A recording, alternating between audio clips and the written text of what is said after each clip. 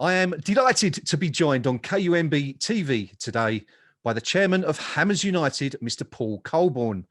Hammers United, as you will be aware, were responsible for staging two high-profile events in 2020 that were attended by thousands of West Ham United Football Club supporters. The largest event, staged in March of last year, saw in excess of 8,000 supporters participate in a stroll along the Greenway, a demonstration which ran from Plaistow to the London Olympic Stadium in Stratford. Prior to that, a rally was held in the shadow of the Olympic Stadium on the Olympic Park, an event that took place exactly 1 year ago today. Since then, supporters have been precluded from attending matches due to the coronavirus pandemic, while West Ham have staved off relegation while progressing to the top 10 of the Premier League this season. Most recently, David Moyes' side beat Burnley 1-0 to move up to 9th in the table, with the Hammers currently preparing for the visit of Sam Allardyce's West Bromwich Albion, which, of course, is another game we'd perhaps be expected to win. Added to that, the club are also through to the fourth round of the FA Cup, following that recent win at Edgeley Park over non-league Stockport. So welcome back to KUMB, Paul. It's good to have you on here with us once again. Yeah, well, thanks for having me. It's always a pleasure. Thanks, Graham. Yeah, our pleasure, our pleasure. Taking the above into consideration, Paul, and given the team's current improved fortunes on the pitch, some fans will say there's no need for Hammers United anymore. What would you say to that? Well, it's rubbish. It's a one-word answer. Look, I'm overjoyed that West Ham are playing well and getting results. I know my committee feel the same way, and I'm sure all our members feel the same way. At the end of the day, we're West Ham supporters. But regards the stance of Hammers United, nothing changes at all. We're not happy with the way the club's being run.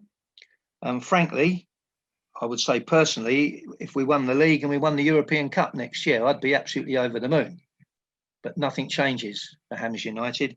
Our stance only changes if our membership instructs us to.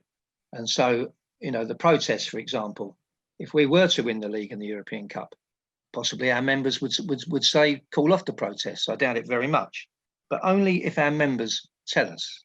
And there's no indication, Paul, yet that that is the view of the members. They're still very much behind everything you're doing. Very much so. You'll be aware, I'm sure, that we put out a survey 3 weeks or so ago. Yeah. Where we're collating the results now. I don't want to give too much away. Shall we say I'm very confident that the members' stance has not changed. Okay, good stuff.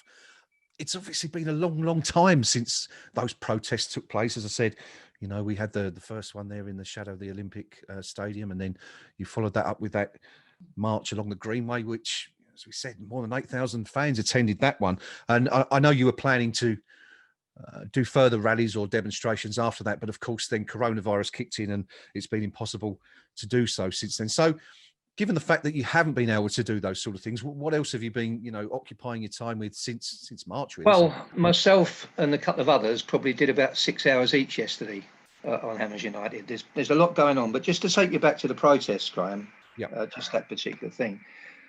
We had planned a next biggie for the Burnley at home game last year, because you've got to realistically, you're looking for a Saturday kickoff. Yeah. I don't think people really understand how much work goes into a real major protest. It's very difficult to just do one every couple of weeks. Yeah. And we were confident we'd get 15,000 against Burnley. And then obviously this terrible pandemic hit, and everything's, you know, not been put on hold, but been made more difficult. Yeah. So I think you're aware, at any rate, we had a 10 coordinated, simultaneous 6-man or 6-person safe and legal protests, all simultaneous, something like the 24th of October. We try to make it very symbolic against the background of 10 pledges made by Gold, Sullivan, Brady, and symbolic also that we covered the Hermit Road site, the Memorial Ground site, the Boleyn, the World Cup statue at the Boleyn, the Bobby Moore statue at Wembley, and the 3 shops. So that was successful. We had a small protest at the training ground on transfer deadline day. Again, Small, only not because it's not well supported. You could only have 6 people by the law. Yeah. We have been, up until very recently, we've had a presence at every home game, and not just Hammers United. There's another group, Crossed Hammers. They're there every home game. And how has that presence manifested itself? For most of those games, you've only been allowed 6 people there. Yeah.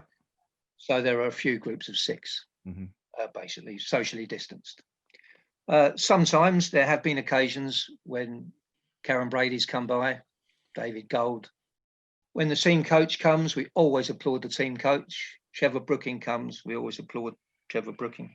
Do you get any response from the players, just out of interest? To be frank, you can't see the windows. You can't see but you know, my understanding from my inside information, it's the players generally behind Hammers United. I don't think they like the board any more than most people, but obviously they can't make their feelings public. As far as away games concerned, we had covered every single away game until the Chelsea one, and of course London went into stage 4. Mm-hmm. And we didn't cover the Chelsea one. But even after that, we covered Leeds. Mm-hmm. We covered Southampton. 2 good friends of mine who again live within easy walking distance of Southampton covered that. Mm-hmm.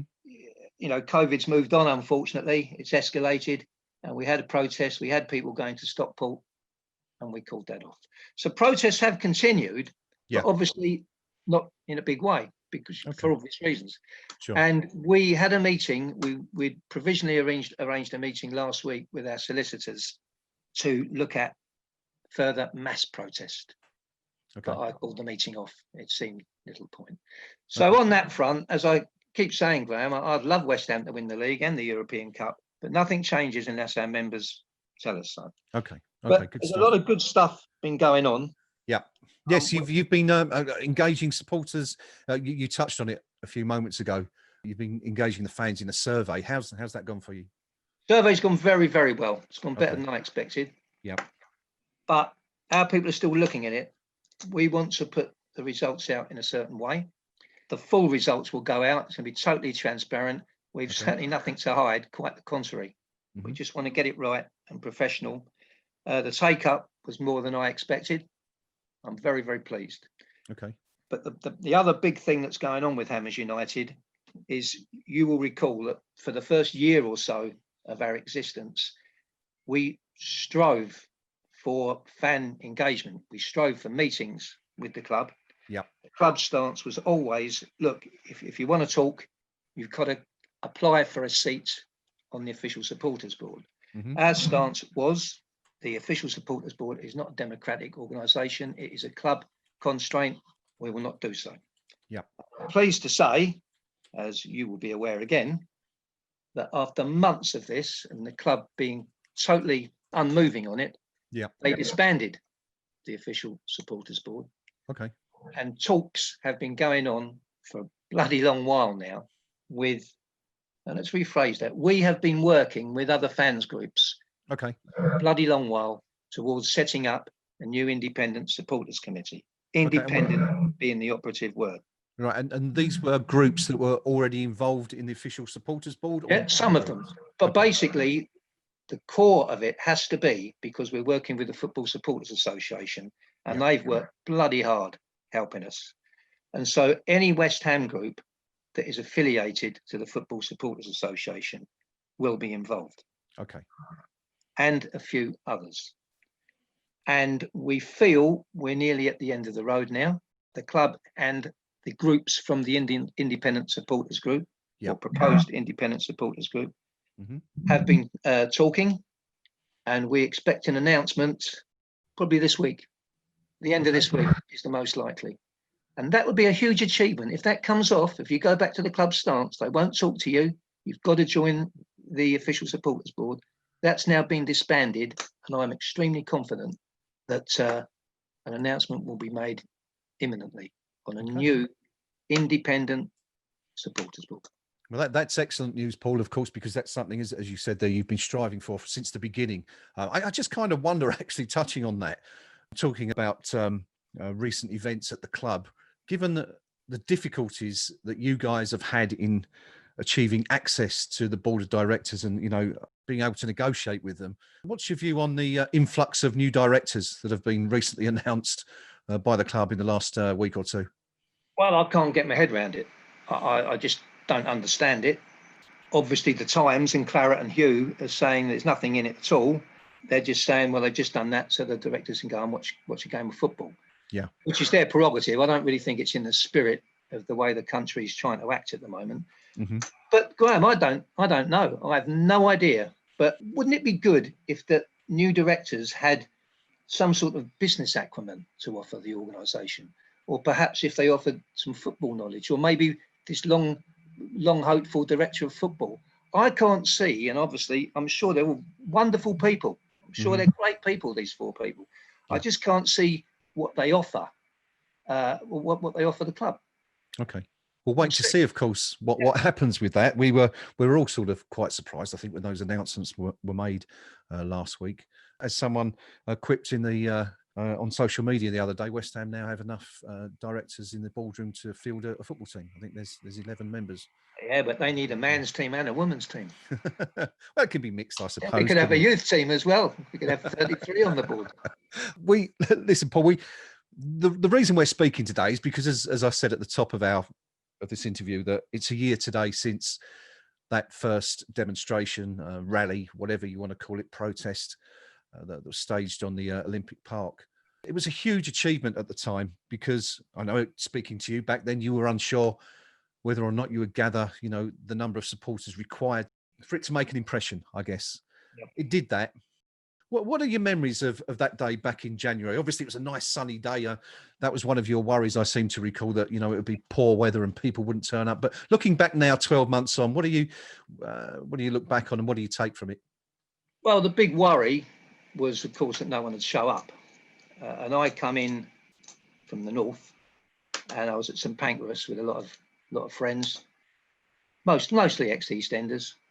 And we all came in together, and the phone was going like the clappers, and there was a bit of a panic that we thought the police hadn't, or the authorities hadn't given us a big enough area. Yeah. To be fair, it panned out all right. And the great thing was, really, I mean, we're learning all the time, the sound system was rubbish. Half the people couldn't hear what was going on. And as a result of that, as some people were still arriving, others were going. So there were teething problems. But by and large, it went okay. There was no trouble. There were no arrests, which was great. Yeah, and obviously it led, not too far after that into much greater things. And that really was an achievement. And the amount of work that went on to achieve that, Tross did a hell of a lot of work for all of us. And again, I think in your report, there was 7,900 there before it got to Stratford. Yeah. So it makes it about 8,500. Now, the club had a much lower, but that is a scientific figure, done by drones. And the police said to Bill Gardner, they thought there was 9,000 there. So that's a true figure. Yeah. I was very proud of that, because after events of a few years before, people said there'll never be a march. And a lot of my friends, when I formed Hammers United, they said, all the best, Paul, but it's not going to happen, mate. You're not going to be able to do it. Yeah. So, yeah, it's a great achievement. No arrests again, 8,500 people. And we were going to move on, we thought, to 15,000. But for the moment, as I say, we've done, we're doing what we can, but for obvious reasons, and quite correctly, it's the right thing to do. You can't be doing anything else. Yeah, but ultimately, I guess really that day last January was the catalyst to everything that's happening now, in a sense. Yeah, a lot of people as well said they felt that day really felt like it brought West Ham together again. Our membership continues to grow. I mean, you must remember that normally when West Ham play tomorrow, we'd be there in the pubs, in the coffee places, signing people up. Yeah. There's no, people haven't been able to go there for some time. The membership's 17,500 now. Mm-hmm. And so it's dribbling up now. Then something will happen and you make hundreds in a couple of days. The point I'm making is that with nothing much going on outwardly, we are still making members. And you've also made an awful lot, because I'm fairly certain, if I recall correctly, you stated during your speech on that day last January that your membership had just topped 8,000 on that particular day. And you say it's now 17,500. 17,500. Incredible response. What happens is, events, should we say events? Let's leave it at that. Something happens. And then lots of people join up. And indeed, when our survey went out, because it wasn't just Hammers United members did the survey. Yeah. We made about 400 members in a couple of days there. Something happened not too long ago, and people were very unhappy with something the board had done. I can't remember. I think it was David Sullivan's interview on Talk Sport. Okay. I think we made about 600 members in 2 days or something. Right. But the membership, is growing steadily, and against the background of no crowds in football, that's really reassuring. Yeah. Well, Paul, we do, of course, wish you all the best.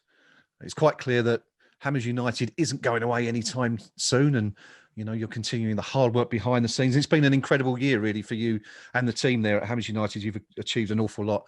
I hope, Graham, sorry to butt in, the next time we speak, the dream is that we can report back positive discussions with the club, not leading to looking into things, but looking to proper results that people can see.